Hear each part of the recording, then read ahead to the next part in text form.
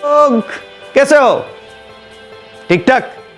चलो आज हम लोग सेल का पार्ट 2 शुरू करते हैं और उसमें डिस्कशन करेंगे shape of the cell, size of the cell and function of the cell.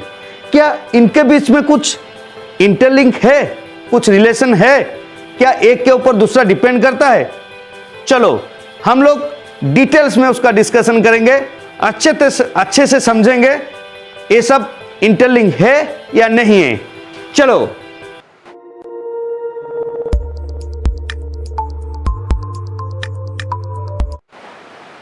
बच्चों, हम लोग पिछले वीडियो में यूनिसेलुलर और मल्टीसेलुलर ऑर्गेनिज्म के बारे में बात किए थे। एक्चुअली यूनिसेलुलर का मतलब क्या है? यूनि मतलब वन, ठीक है। मतलब ऐसा एक ऑर्गेनिज्म होगा, ऐसा एक जीव होगा जिसका शरीर एक ही सेल में तैयार है, ठीक है। तो उसका आपका एमोइबा हो गया, पैरामीशियम हो गया, ये सब इसके अंदर जाते हैं। बाकी मल्टी सेलुलर का मतलब क्या? मल्टी मतलब मेनी, ठीक है। मल्टी मतलब मेनी। तो जितने भी हायर लेवल का ऑर्गेनिज्म है ये सब मल्टी सेलुलर में जाते हैं, जैसे कि ह्यूमन हो गए, पेड़ पौधे, ये सब, ठीक है। तो इसके बारे में हम लोग बात किए थे। अभी हम लोग देखेंगे shape of the cell. Actually जो सेल का शेप उसका फंक्शन के ऊपर पूरा डिपेंडेबल है, ठीक है, एकदम डिपेंडेबल है। क्यों?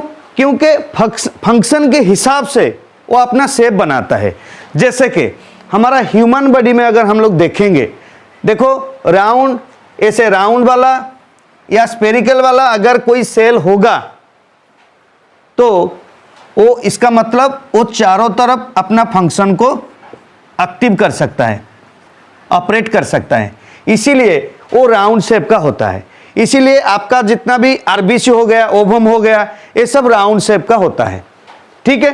क्योंकि जब एक स्पर्म आएगा, मान लो कि एक स्पर्म आएगा, ठीक है, तो ये इस तरफ से भी आ सकता है, इस तरफ से भी आ सकता है, इस तरफ से भी आ सकता है, इस तरफ में भी आ सकता है, यहां से भी आ सकता है। इसीलिए उसका शेप क्या रखा गया है? राउंड, और अपने आप राउंड बनाया है उसको, ठीक है, फॉर बेटर फंक्शनलिटी। अच्छा काम करने के लिए उसको राउंड शेप वो बनाया है। समझ में आया? अच्छा, अभी दूसरा देखते हैं स्पिंडल शेप। स्पिंडल शेप क्या है? देखो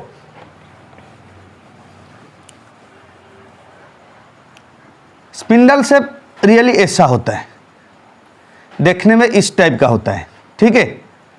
और आपका जितना भी मसल सेल है सब इस टाइप का है, और थ्रेड लाइक स्ट्रक्चर ऐसा होता है उसका, ठीक है। Elastic nature. कैसा? आप हाथ ऐसे करते हैं ना तो कंप्रेस होता है, फिर एक्सपांड होता है, कंप्रेस होता है तो एक्सपांड होता है। तो ऐसा रहेगा तो कैसा होगा? मान लो ऐसा हो जाएगा, ठीक है, वो स्क्वीज हो जाएगा, फिर एक्सपांड हो जाएगा, ऐसा मूव करेगा। तो इसको बोलते हैं स्पिंडल शेप, ठीक है। तो आपका जितना भी मसल सेल है वो आपका इस टाइप का होता है, स्पिंडल शेप होता है। कैसा होता है? Spindle shape. समझ में आया? ठीक है। वो फंक्शन के हिसाब से अगर उसको राउंड कर देंगे, अगर मान लो उस और वो राउंड होता है तो क्या होगा? वो काम करेगा क्या? चारों तरफ काम करेगा। लेकिन मसल्स क्या होता है? एक तरफ काम करता है। आपका पाँव ले लो, हाथ ले लो, यहाँ पे मसल्स है, ठीक है, वो सब क्या करता है? एक तरफ काम करता है, इसीलिए वो टू साइड है, ऐसा।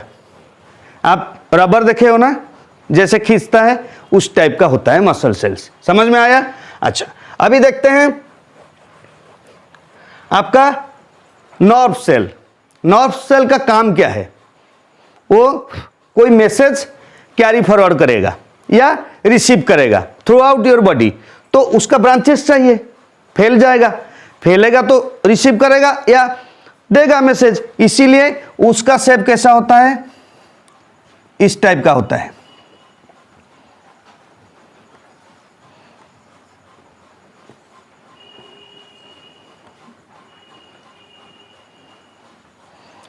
इस टाइप का होता है, यहां से फिर ब्रांचेस आ जाता है, ठीक है। तो उसको क्या बोलते हैं? क्या बोलते हैं उसको? ब्रांच्ड और एलोंगेटेड। एलोंगेटेड लंबा होगा वो ब्रांचेस रहेगा, ठीक है, याद आया, समझ में आ गया। अच्छा, बाकी आपका बच गया WBC, ठीक है, व्हाइट ब्लड सेल। अच्छा बताओ, व्हाइट ब्लड सेल का काम क्या है? वो प्रोटेक्ट है और बॉडी, वो हमारा बॉडी को जो बैक्टीरिया आता है, फंगस आता है, वायरस आता है, उससे बचाता है। कैसे बचाता है? मान लो यहां पे एक हमारा WBC है, यहां पे एक फॉरेनर आ गया। फॉरेनर का मतलब बाहरी कुछ बैक्टीरिया वायरस कुछ आ गया, तो वो क्या करेगा? आराम से ऐसे कर देगा, यहां से ऐसे करके उसको अंदर ले लेगा, फिर इसको डाइजेस्ट कर देगा, काम खत्म। समझ गए? अभी कोरोना वायरस में क्या हो रहा है? इसको वो डाइजेस्ट नहीं कर पा रहा है, अंदर तो ले जा रहा है लेकिन उसको डाइजेस्ट नहीं कर पा रहा है, वही प्रॉब्लम है, ठीक है, इसीलिए हम लोग को कोरोना हो रहा है। समझ में आया? तो समझ में आ गया बच्चे लोग? तो हमारा ह्यूमन बॉडी में इतने सारे टाइप का मसल्स है, सॉरी सेल्स है, और सबका फंक्शन अलग अलग होता है, ठीक है, ओके। बच्चों, हम लोग शेप के साथ फंक्शन को रिलेट कर दिया ह्यूमन बॉडी का, क्योंकि आप लोग का अपर क्लास में जब जाओगे तब उसका वेराइटी ऑफ फंक्शन आप देखोगे, वेराइटी ऑफ शेप देखोगे, ठीक है। तो बेसिकली हम लोग फंक्शन एंड शेप समझ में आ गया, थोड़ा थोड़ा, ज़्यादा नहीं, हायर क्लास में और थोड़ा ज़्यादा आप लोग जान पाओगे, ठीक है। अभी देखते हैं साइज ऑफ द सेल, ठीक है। देखो, माइक्रो ऑर्गन भी होते हैं, ऑर्गेनिज्म भी होते हैं, और मैक्रो ऑर्गेनिज्म भी होते हैं। माइक्रो मतलब छोटा, छोटा जीव भी होते हैं, बड़ा जीव भी होता है, हाथी जैसा भी होता है, और बैक्टीरिया जैसे भी, या वायरस या फंगस जैसा भी होते हैं, ठीक है। देखा गया है कुछ बैक्टीरिया सबसे छोटे हैं, ठीक है, देखा गया है कुछ बैक्टीरिया सबसे छोटा है। अब जब मेजरमेंट किया गया तो पता चला उसका साइज कितना होता है? 0.1 to 0.5 मिलीमीटर, ठीक है, सॉरी माइक्रोमीटर, ठीक है। अच्छा बच्चों, ये जो मेजरमेंट किया जाता है कैसे किया जाता है मालूम है? उसको स्पेरिकल समझ के किया जाता है। तो आप लोग को पता है अगर स्पीयर एक होगा तो उसका रेडियस होगा, है कि नहीं? तो ये उसका रेडियस का मेजरमेंट है, ठीक है, उसका रेडियस का मेजरमेंट है। मतलब ये रहेगा 0.1 आपका माइक्रोमीटर से शुरू होके, और थोड़ा बड़ा ले लेंगे तो कितना आएगा?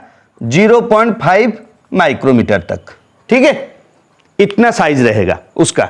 ये मत समझ लेना जो पूरा रहेगा बोल के, उसका रेडियस को काउंट किया जाता है, इसको याद रखो, आगे जाके आप लोग का डाउट पूरा क्लियर होगा, ठीक है। और सबसे लार्जेस्ट मैं आप लोग को बताया था, लार्जेस्ट सेल क्या होता है? ऑस्ट्रिच का एग, ठीक है। माइक्रोमीटर में लेंगे तो 170 millimetre to micrometre to 130 micrometre के अंदर आएगा, ठीक है। तो बच्चों 17 cm टू 13 cm होता है ऑस्ट्रिच एग का सेल का साइज, ठीक है। ये दुनिया का सबसे बड़ा है सेल है, ठीक है, समझ में आ गया? आज का फन फैक्ट, क्या आप लोग को पता है हमारा ह्यूमन बॉडी में टोटल जितना सेल है उससे ज्यादा बैक्टीरिया रहते हैं? कहां रहते हैं? आपका स्किन के ऊपर ज्यादातर बैक्टीरिया रहते हैं, और आपका डाइजेस्टिव जो ट्रैक रहता है उसके अंदर भी बहुत सारे बैक्टीरिया रहते हैं। तो आज का फन फैक्ट यही है कि आपका शरीर में जितना भी सेल है उससे ज्यादा बैक्टीरिया रहते हैं।